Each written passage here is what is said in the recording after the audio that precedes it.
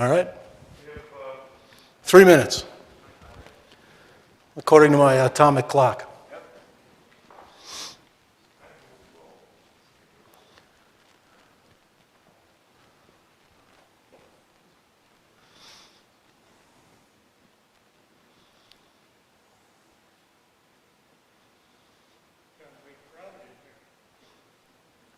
Yeah.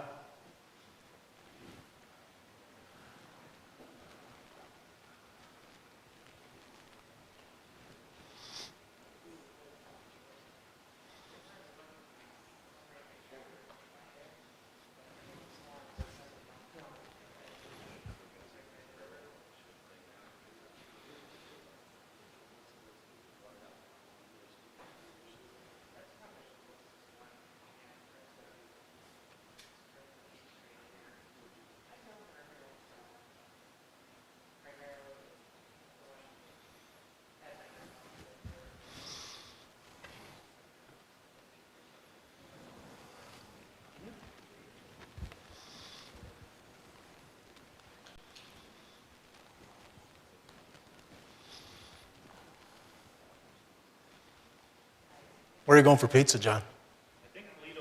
Oh, nice. That's the best. The big slice. Yeah, 2 for $6 today. Can't go wrong.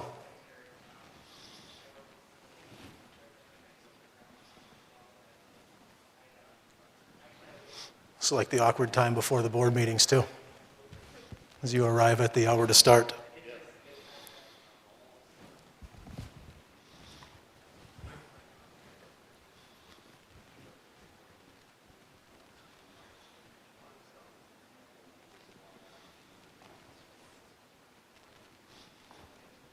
It's much easier to see here than at the PAC.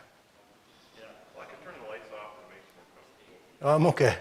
I prefer to see. Can make attempts at eye contact.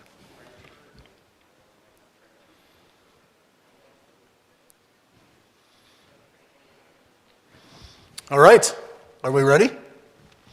Fantastic. It is 6 o'clock, so we'll get our informational session rolling here. Appreciate the opportunity. Welcome to those that are viewing either later online or live currently, and everybody in the audience. There will be an opportunity to ask questions, and for those that want to submit questions later, my contact information will be part of the presentation as well. So to start out, one of the questions that, or one of the recent events that's occurring here that involves district property is the construction of a baseball, softball quadplex on the Lincoln High School property. And one of the reasons it's on this presentation as part of the referendum background information is because we want to highlight that these things are not related. So the quadplex project itself is a construction project nonetheless. However, it is being funded almost exclusively via grants and donations to the district and in partnership with other community-based organizations, specifically around softball and baseball, to get this up and running.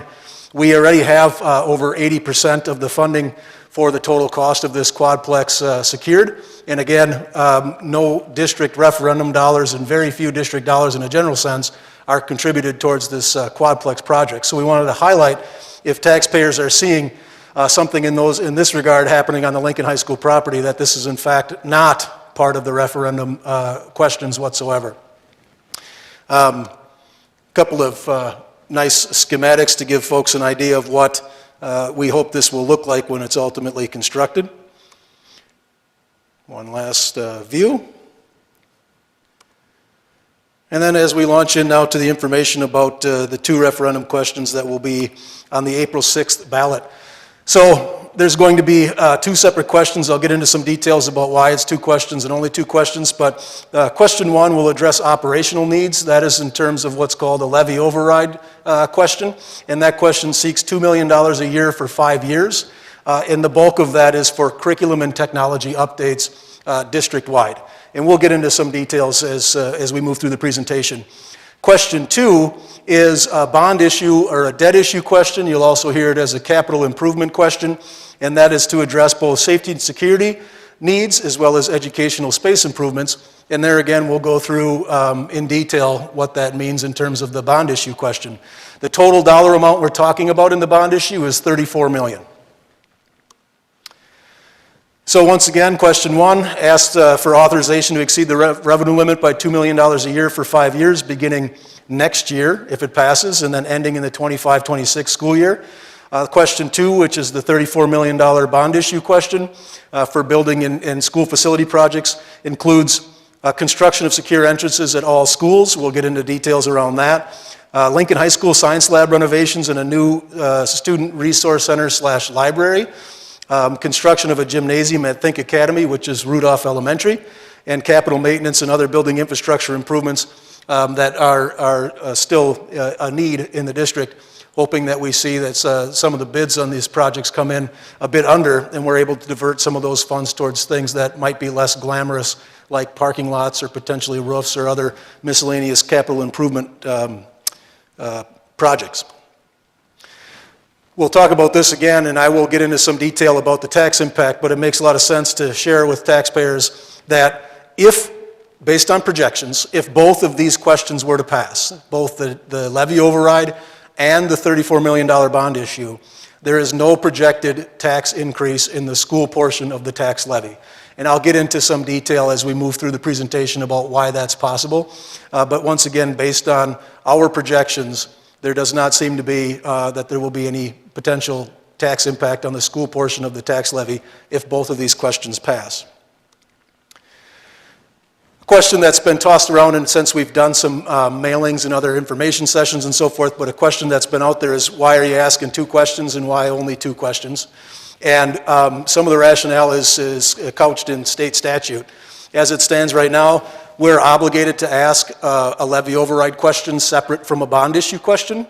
So question one that has to do with the $2 million per year over 5 years for curriculum and technology has to be asked to exceed the revenue limit, has to be asked of taxpayers separately from a bond issue. So the second question then is the bond issue question for $34 million for the improvements on facilities that we discussed. A question that's been asked because in recent history, it was not atypical for taxpayers to see multiple bond issue questions on a ballot. So there'll be potentially a levy override, which would be one question, and then you could see a bond issue question broken into several questions in some cases.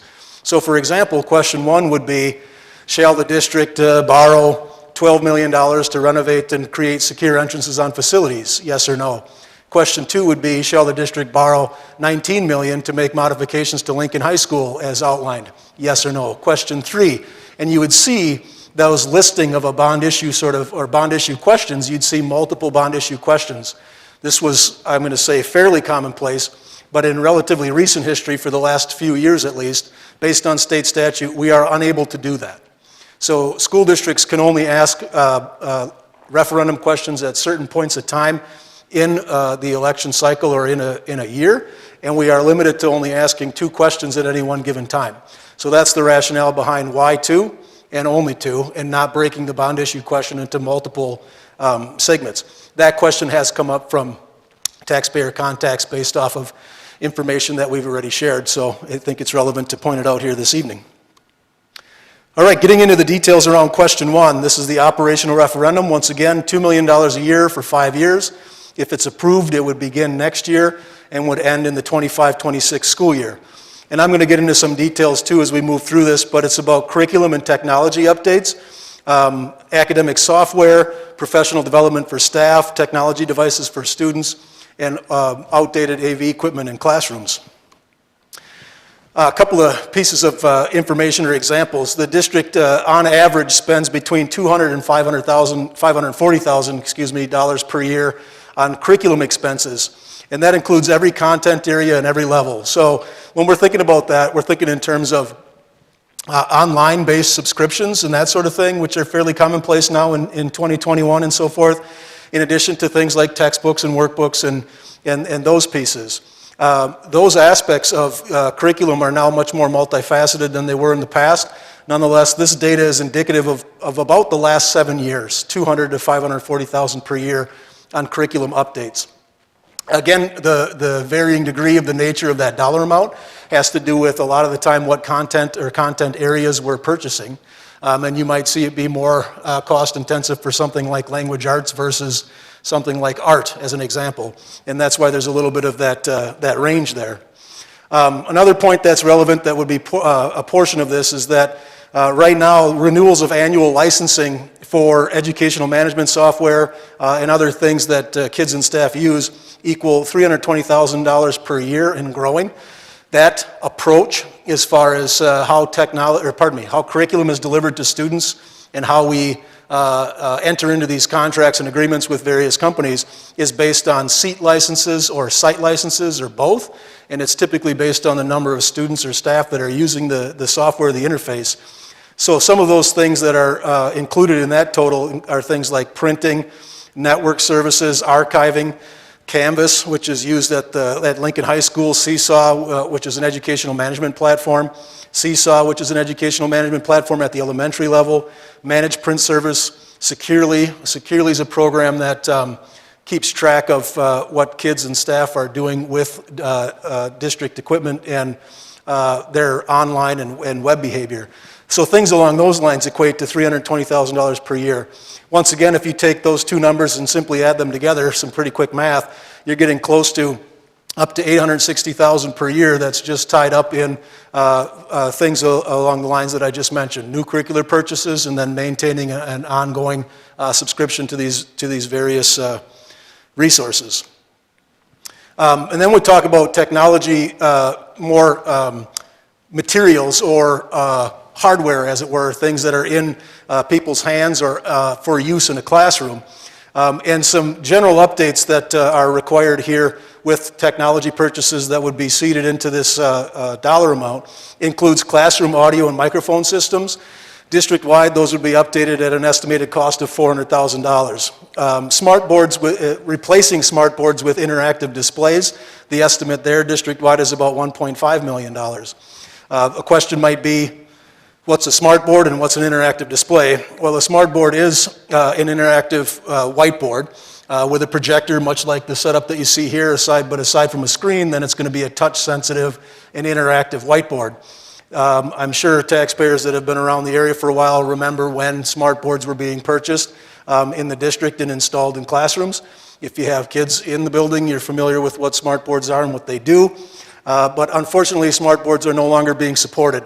So there's going to be a point in time here in the very near future where the software that runs the smart board is not updated any longer and basically renders the smart board back to being a whiteboard or a projector screen. And so to retain this interactive nature and the ability to use it to its fullest extent, it's a transitioning away from smart boards and replacing them with what are called interactive displays. Those look very much like a flat screen television, like an LCD television, but they are touch sensitive and interactive, and of course utilize different technology to do the things that a smart board kind of does, but the new iteration of that. There's also plans to replace elementary student iPads for 4K students through second grade. That estimate is about $600,000. Chromebook cards for elementary students in third through fifth grade, that's $375,000. Continuing the one-to-one program at Lincoln and Rams. One-to-one simply means that each kid gets a Chromebook that the district issues them for use both in school and outside of school during the school year. The estimated cost there is between $105,000 to $225,000 per year. That range has to do with whether or not Rams in particular is on an on year or an off year, because the life of those machines is, we're planning for about a 4 or a 5 year replacement time. At Lincoln High School, we're going to purchase enough for the number of freshmen that are in that class. And in general, it's around $250 to $325 per Chromebook, times the number of kids in that freshman class. They get it issued to them, and they're basically going to keep it from the time they're a freshman till the time they graduate. And folks have an opportunity to purchase those if they see fit when that high school career is over, which means every year a new class that comes into Lincoln High School is issued new Chromebooks. At Rams, it's a 3-year cycle because it only goes from 6th through 8th grade here, which means in some years, and kids don't take them with them to Lincoln High School. So they'll get them in 6th grade, have them in 7th and 8th, and then sometimes those can be recycled in whole or in part back to use again in the new 6th grade that comes in. And as a result, our replacement plan for that doesn't have those being purchased for the entire grade level all in 1 year. That's why you see there's $105,000 to $225,000 difference. So if we're purchasing for 2 classes, one at Lincoln and one at Rams, it's closer to $225,000. If we're purchasing for 1 class, it's closer to $105,000. And then lastly on that list is updates to the teacher workstations, which of course are the computers that teachers are using on a regular basis, and laptops and so forth, estimated at $385,000. Then there's a couple of district-wide kind of technology infrastructure updates that we're looking at, which is data center updates. There's a data center at Lincoln High School and an off-site data center out at Rudolph Think Academy. The estimates there are about $175,000. And then updating the network capabilities district-wide is estimated at $1.54 million. And that ranges, I just took a building on the low end and a building on the higher end. River City's estimated updates for network capabilities is $60,000 to Lincoln High School. Updates for network capabilities is around $320,000. And you see all of our buildings falling somewhere within that range. When you take that all total together, you'll notice that you come up with a dollar amount that's $7.6 million, just over $7.6 million. And a reasonable question would be, yeah, but you're asking for $10 million over 5 years, $2 million a year for 5 years. And that is because this highlights where the need is, but it also gives us an opportunity to say some of these purchases are going to be part of our Fund 10 budget, and some of these things, regardless of if the referendum passes or not, will have to be purchased in order to maintain and continue to offer programming as we are. So that is the rationale behind the 7.6, whereas some of those dollars can be utilized via Fund 10, our regular general fund, and cover that cost. But in order to get us over that hump, the additional dollars from the levy override will very clearly be beneficial. And as a point of fact, I suppose, the last operational referendum in the district was in 2006. Since then, every other district in Wisconsin, in our Wisconsin Valley Conference, has passed an operational referendum. We cite that not because it's a justification to say, well, everybody else is doing it, so we should do it too, but because it's indicative of ongoing needs of this nature, curriculum and technology, that are unfortunately not met on the state level via our state funding formula. And this is why you see referenda questions, particularly levy override questions, are fairly commonplace. Question 2 is about the bond issue, $34 million bond issue, and we'll get into some of the details. So one aspect of that, and once again, we'll walk through what each of the building modifications will look like. One aspect of that is safety and security updates to add secure entrances to our school facilities. The estimate there is $12,740,000. And that would touch every building that houses students. And on the graphic here, what that's depicting is, in a general sense, what a secured entrance is. And as we go through the slides, you'll see in some cases it's fairly simple. It's the addition of a couple of doors and maybe a new segment of doors or maybe a wall, and that's about it. In other buildings, it's a bit more complex. As I said, as we go through the presentation, we'll get into some of these details.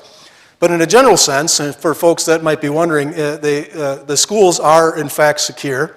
When you go to a school building, if you have made attempts at coming into a school building to visit your child or grandkid or whatever the case may be, you realize that you got to walk up to the school and press a buzzer, and then somebody will come on, you come up on a screen, and they will buzz you in, and that gets you access then to the school building. The secure entrance, when that's added to the school facility, ensures that the only place then you can go after that door is opened is into the office. So you won't have any access to anywhere else of the building aside from the office, and that's what's depicted here immediately to the right. And again, we'll go through what it looks like on each individual building. That security enhancement is going to remedy circumstances. Lincoln High School is probably the best example. That's a little bit different because of the other things that are planned at Lincoln High School, where once you're in that front door or that front set of doors, you pretty much have access to anywhere in the building, and you have to go across the hall or across a fairly large area in order to get to the office before to check in and before you have access to the rest of the building. Washington Elementary is another building that you have to do that as well. Think Academy out in Rudolph, similar. As I said, we'll go through specifics about what that looks like in each building. Another portion of the capital referendum that totals the $34 million is estimated $21,260,000 for what we're terming educational space improvements. What's shown here on the slide, and again, we're going to go through these in detail, are the proposed science classroom renovations and then a change in the main office at Lincoln High School, as well as a student resource center addition on the front of the building. I will again get into detail on that. Not depicted here, but also included in that total of $21,260,000 is an addition of gym at Think Academy, which is Rudolph Elementary. When we get to that slide, I'll go more into the rationale behind that inclusion of a gym space out in Rudolph and what the rational basis is for that. And then lastly, as I alluded to, thinking that the numbers will come in better than anticipated, we'll have a little bit of leeway with some of those dollars to invest in other potential capital and maintenance projects, deferred maintenance that may be a little less glamorous than renovating science classrooms and those things. So here again, what's happening at each school. I jumped ahead a little bit, but on each of the next several slides, I didn't jump ahead slides, I clicked a little bit too quick, but on each of these slides we'll go into detail about what's happening at the building and what that means in terms of dollars and cents. And we'll start with Lincoln High School. And hopefully for folks that are watching at home or watching the video later on, you can see on the screen that we're going to talk about the salmon or pinkish or kind of dusty red color.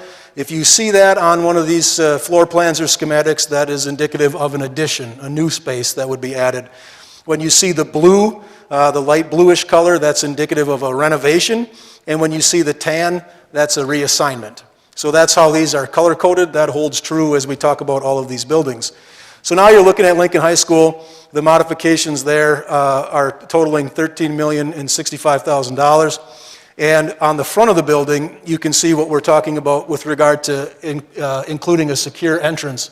As it stands right now, where the existing Lincoln High School entrance is actually, and I'll walk over here to point to this, is actually in this area here. And these are the existing offices over here.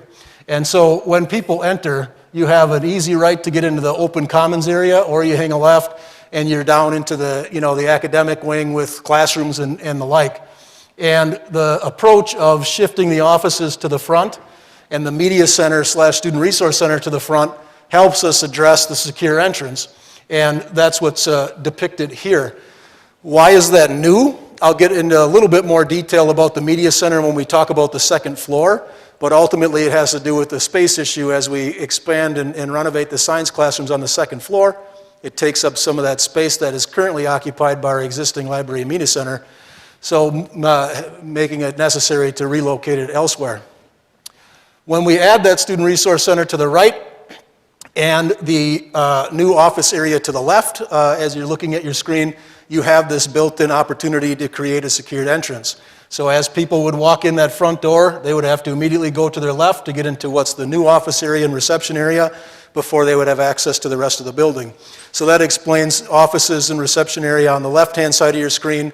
On the right-hand side of your screen is what's depicted as a new student resource center and media center.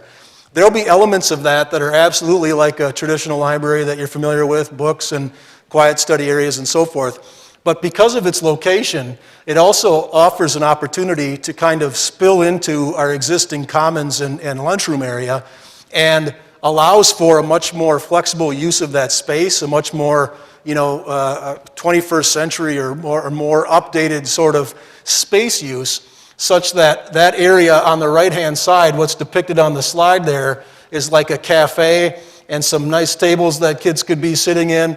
Clearly there can be still a computer lab and quiet areas for studying, but think of a much more flexible sort of collaborative space, more of like a college student center feel, much different than the standard media center. And being contiguous with the Lincoln High School Commons as it exists now also offers opportunities for multifunctional use for community, including things like get-togethers, presentations, and the like. The number of things that go on at Lincoln High School are, of course, off the charts. That building is busy basically 24/7, 365.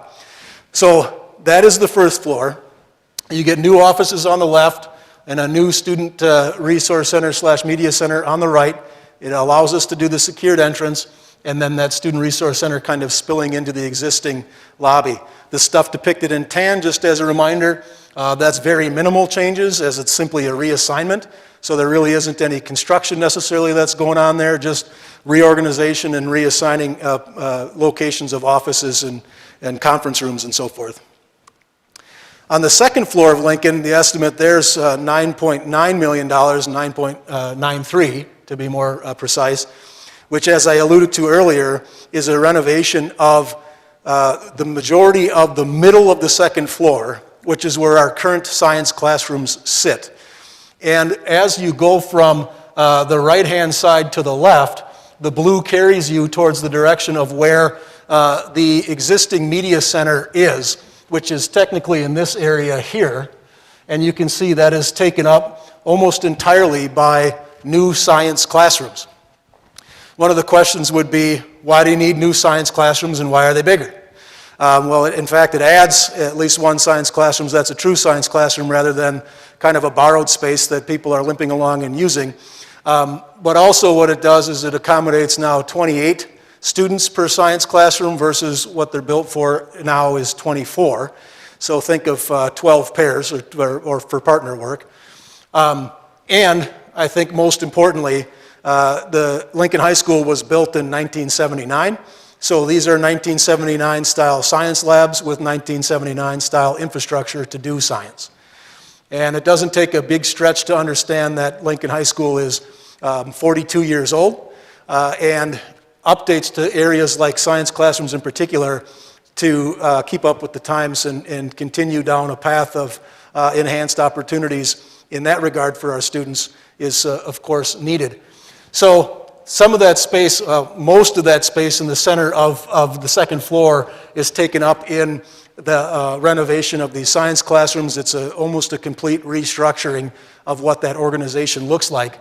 That center area that is in light blue is the prep area. You notice that that was very intentionally designed so that it is shared space between all of those classrooms, and all of those classrooms have access to that area so that they can get lab materials out, they can store things, they can go from one class to another without having to carry things that they shouldn't be carrying out in the hallway or in other capacities to get in between rooms. Another thing that's interesting to note is it also allows us to incorporate a few collaboration spaces. So there's one there kind of middle on the right in the light blue, one lower left, and one upper left.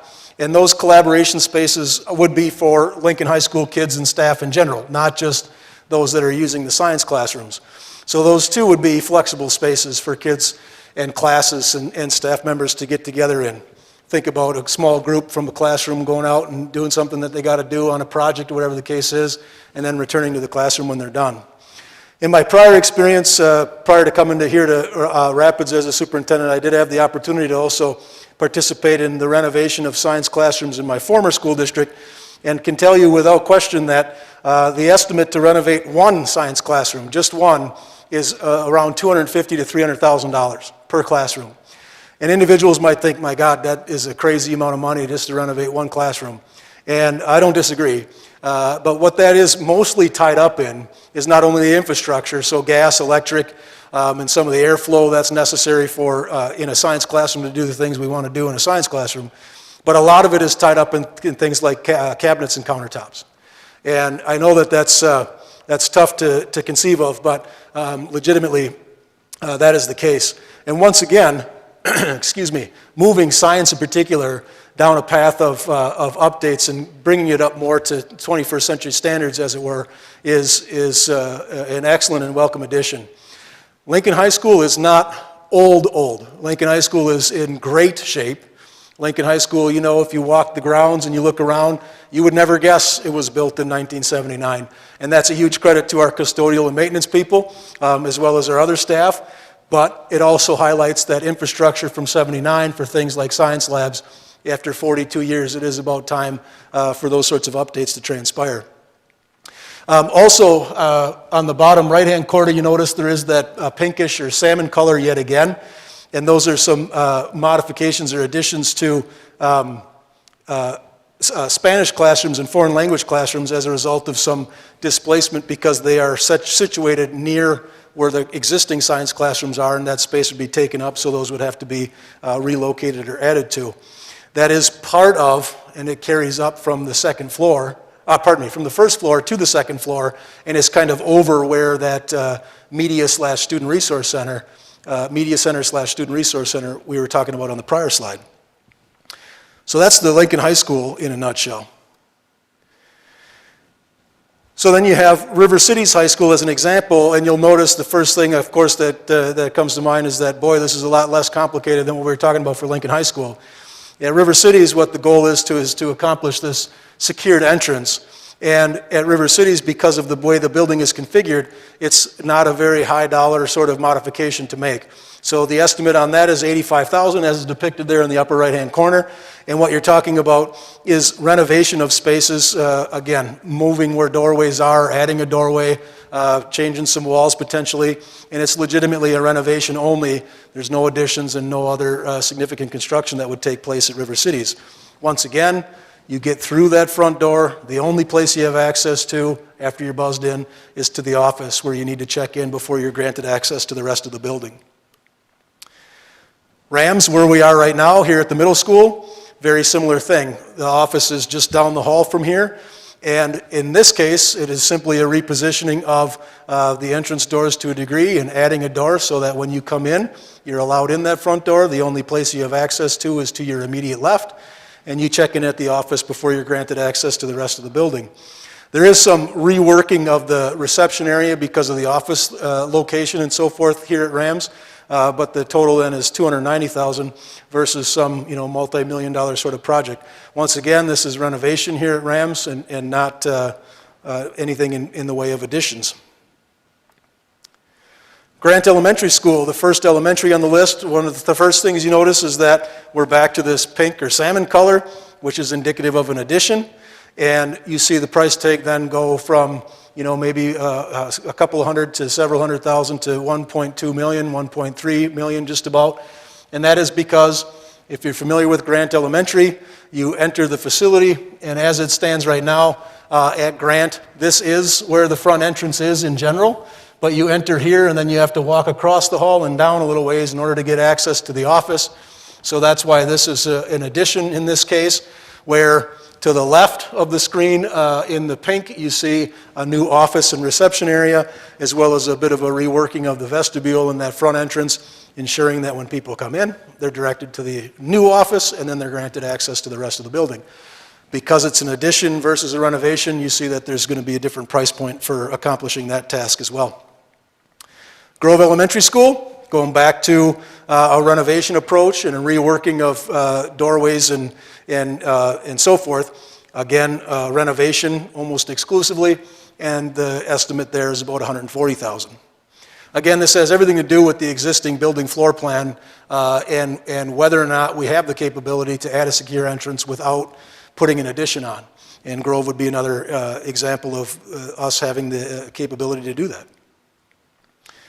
Howe Elementary School, you'll see if you have kids at Howe or you've been around Howe, similar deal. So as it stands now, you're granted access, and you have to take a little bit of a left and walk across the hall in order to head your way to the office, which means in order to do a legitimate and true secured entrance on Howe, there has to be an addition. That addition, once again, is depicted in the salmon color, and that is contiguous then with this secured entrance.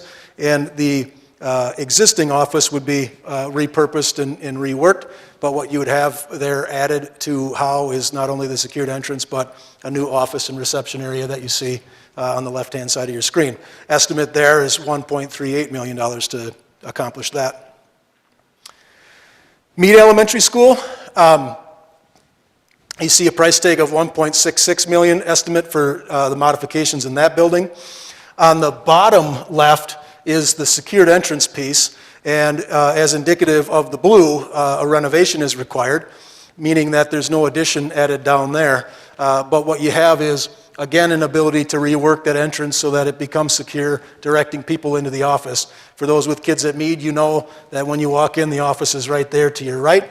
And so this is simply a repositioning of doors and a little bit of a reorganization of what our office setup looks like at Mead. However, there is also an addition at Mead that is in reference to the cafeteria space. That's what's depicted here in the pink or salmon color once again, and that would be expanding that cafeteria at Mead Elementary to accommodate the number of students that attend there. There is just shy of 400 kids at Mead Elementary, and the cafeteria itself is a bit undersized for the size of the population at Mead. And so that expansion would simply allow us to accommodate more kids in the lunchroom, post-pandemic, of course, constrict our lunch periods, serve more kids at any one given time in a more comfortable and reasonable setting. So that is the basis for that addition at Meade. Then we get to Think Academy, and for clarity's sake, some of the content that came from the community as a result of our district-wide survey that we conducted prior to the board adopting these referendum questions was around what our proposed plan was and soliciting some feedback around said plan. And it basically entailed virtually everything that I just got done talking about, and the plan for a gym addition at Think Academy in Rudolph. One point that came from that survey is that there may be some confusion in the public around what Think Academy actually is. The name Think Academy was given to Rudolph Elementary several years ago when the district had developed some charter schools back in 2008, 9, 10, in that ballpark. And through that charter contract development, the name changed from Rudolph Elementary to Think Academy. And the community out there knows full well what Think Academy is, that it's basically Rudolph Elementary. But what it is a community school. It serves the communities of Rudolph and Vesper and the surrounding area. There are right around 300 students in that building. It is basically at capacity. So this is not a school that we're sending kids to just to make sure we have some kids out there. We currently operate 7 elementary schools. And there is not an elementary school that we have a ton of space. We operate 7 with kids in them. There is not an elementary school that we operate that isn't at or near capacity currently.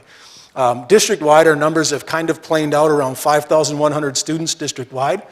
And there are a little bit of ebb and flow in what those numbers are. But frankly, we don't anticipate a precipitous drop, meaning 100, 200, 300, 400 kids departing the district, nor do we anticipate a significant increase. And frankly, if our number is right around 5,000, 5,100, 4,900, give or take in that range, into the foreseeable future we'll be operating the 7 elementary schools that we're currently operating. Because once again, they are pretty near, if not at capacity in every case. So, Think Academy is Rudolph Elementary. It's a neighborhood elementary school, serves the areas of Vesper and Rudolph.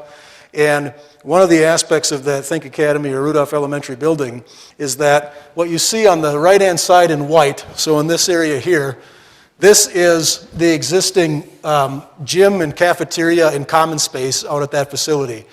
And you can tell based on the size of the proposed gym addition, that is not even a full-size gym space that they currently have access to for things like Phi-Ed, and they use it as a cafeteria.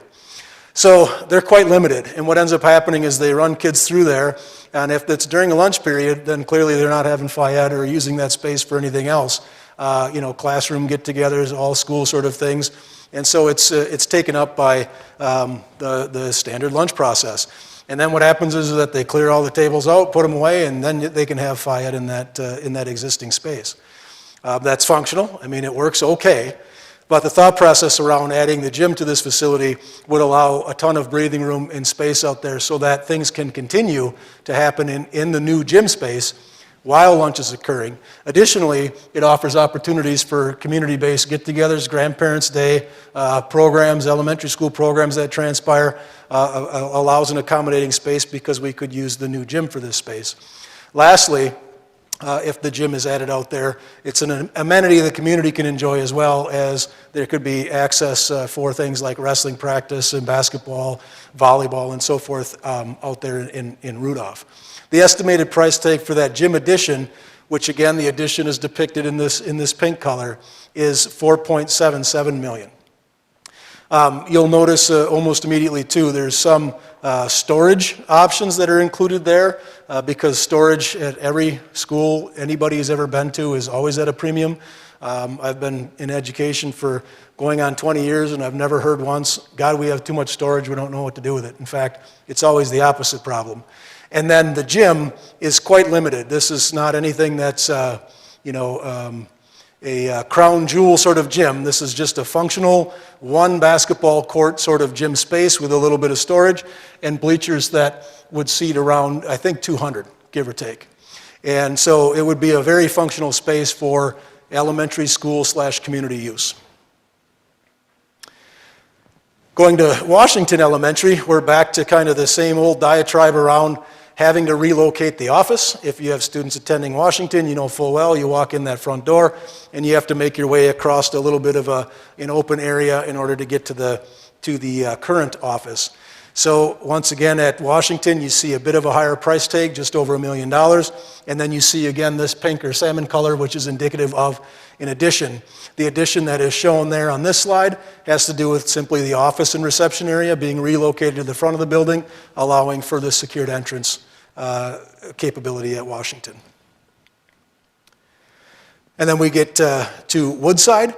Woodside, as it stands now, there are some office space constrictions in that building, and there's a distinct possibility that through the process, if the cards are played right and we end up in a pretty decent spot, that potentially more could transpire here at Woodside as well. But on the face of it, the question we asked was, what's it take to get a secured entrance put on our facilities?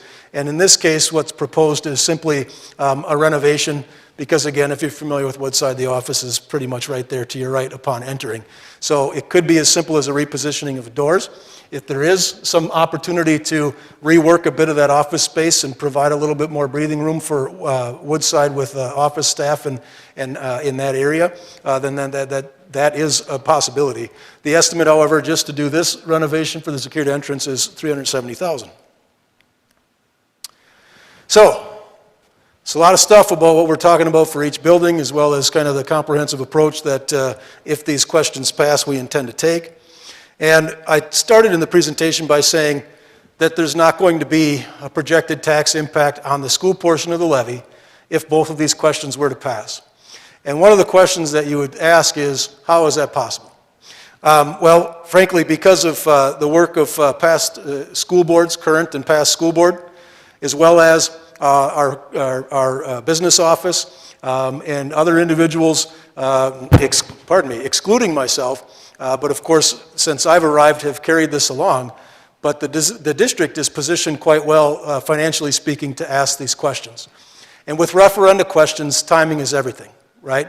And although locally, with things like the Verso closure and the pandemic and aspects happening within the community, there may not be advantageous in terms of some community indicators, but frankly, it would be almost foolish for the school not to think about where we are financially and what this could mean to taxpayers if we were to move forward and ask these questions. Because here again, there is no projected tax increase. That is because there's been a practice of debt defeasance and buy down, saving taxpayer dollars over the last several years. And as a result, effective next year, there will not be the kind of debt payments that the district has historically made in the past. And since I've arrived, this was in process prior to my arrival, so I'm not citing this as an achievement of mine, but I'm citing it as a statement of fact. The district has deferred millions of dollars in debt and saving hundreds of thousands of dollars to taxpayers in terms of interest payments that we do not have to make. And after this school year, the only thing that's left are some small, very small debt payments that we have to make, and most of them are on like zero interest QZAB loan, which came from the federal government not too terribly long ago, or other very low interest sort of loans that we're making payment on. And so what you would do with this $34 million bond issue and $2 million levy override, that's depicted here in that kind of hashed white portion, and it basically would take the place of what we currently levy for. The final piece that I'll mention is that the 9.73 carrying forward is, based on all of our projections, likely a high estimate, meaning we don't even think, based on if it were to pass year 2, that it's even going to be 9.73, the local mill rate for school portion. It's likely going to be lower than that. However, we ran a number of scenarios, and I also think, okay, let's run a scenario that's like doomsday. That is, just, boy, this is going to be bad. And what we did there was, well, let me go back. There's basically three factors that impact what the local tax levy is. The first factor is the number of pupils we enroll.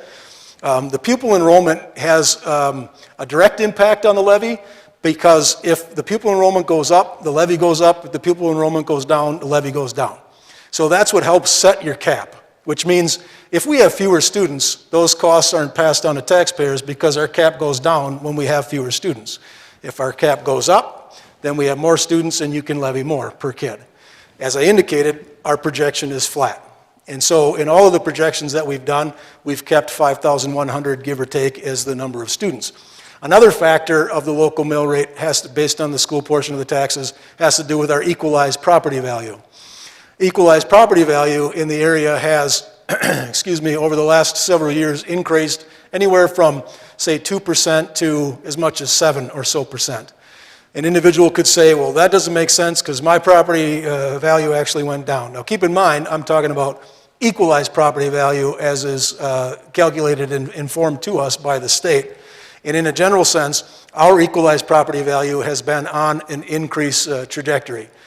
The more property value you have, the more that it's spaced out among the levies, so technically then the levy is driven down. For our projections, we kept a flat property value. We had 0 increase, 0 decrease, kept the property value flat. If our property value goes up, which school of thought is that it likely will, then very clearly 9.73 is not going to be your mill rate. It's going to be lower than that if the equalized property value goes up. But we didn't use that as part of our calculation. And then the last portion of that, which has deference to the local levy, is the amount of state aid we get.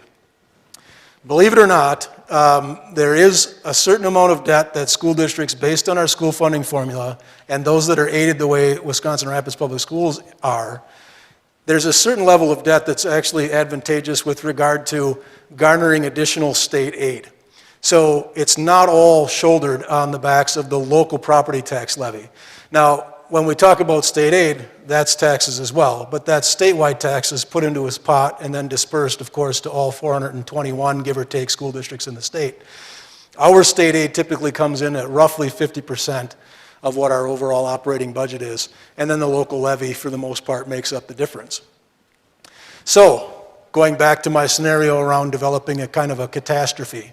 So I said, okay, what happens if property value stays flat, nothing happens, and we see, no, actually, pardon me, for this estimate, I said, what if property values go down 2%, equalized property values go down 2%, and we lose $1 million in the state aid?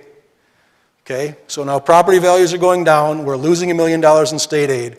What is the tax impact if something like that were to happen? I would call that a catastrophe sort of budget.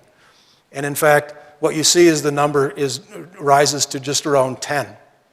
So that, even in that catastrophe, is not without or as a significant outlier in the recent tax history, of the organization. The odds of us receiving $1 million decrease in state aid and a 2% decrease in equalized property value are very, very slim. But I cite that as an idea that this 9.73 is likely a high estimate.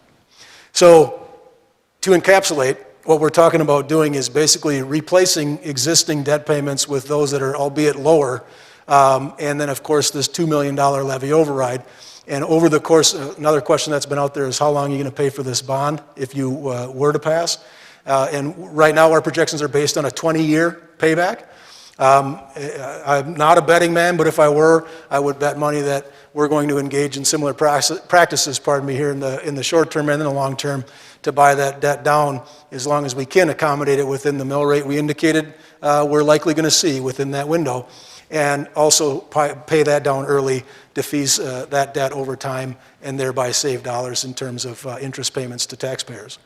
Lastly, what I'll say about that is about timing. And borrowing right now is it's a very advantageous time to borrow, as is indicative of interest rates and a number of other capacities, in addition to borrowing for things like renovations.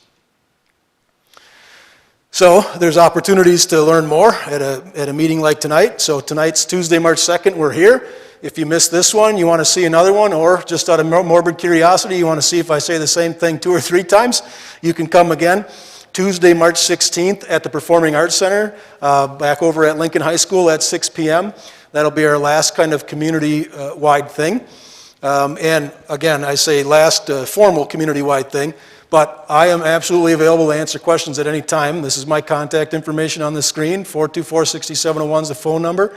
There is a referendum page on our website that has frequently asked questions and virtually all of these details that I shared tonight.